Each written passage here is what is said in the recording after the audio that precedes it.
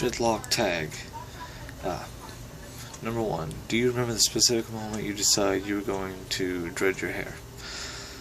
It was probably a little bit over a year ago. I have had long hair for a long time, and I want to do something different. I've been looking up dreads for quite a while, and I just went for it. And I like it. Number 2, what method did you use to start your dreadlocks? I went to a salon, and it was done backcomb method. Number 3, how old are your dreadlocks? My dreadlocks are 8 months old. Number 4, what is the length of your longest and shortest dreadlock? My longest dread is this one, and my shortest one will be this little guy here in front. Alright, number 5, do you have any dreads that are especially unique, strange, or awesome? The only unique one I can think of is this guy right here, only because it didn't really lock up all the way. Like halfway through it was nothing but straight hair, but eventually it'll lock up and be okay. Let's see. Number 6, how many dreads do you have currently, and is it the same number that you started with? I have somewhere between 20 and 30 dreads, and it's the same number I started out with. What shampoo or products do you use on your dreads? Up until about a few weeks ago, I've been using Dreadhead HQ shampoo. It works really good.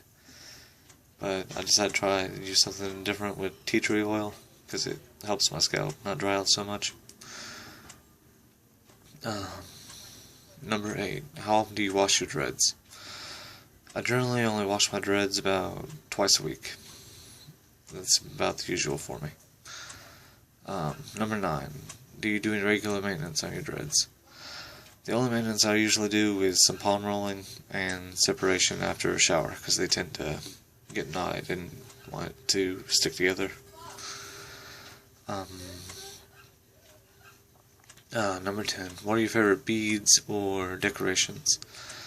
Because my dreads are young, I don't use beads or decorations, but when they get older, I will definitely be investing in some. A little flair. Number 11, if your dreads had their own personal motto, what would it be? Well, if my dreads are anything like me, it'd just be like, screw it all. It's just how it is.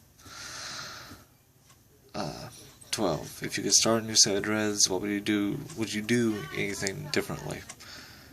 Not really, except I would probably palm roll them more, because some of my dreads are kind of flat, because I didn't palm roll them a lot in the early months. I used to, I really obsessed over them for a while, but then I just kind of mellowed out and just left them alone.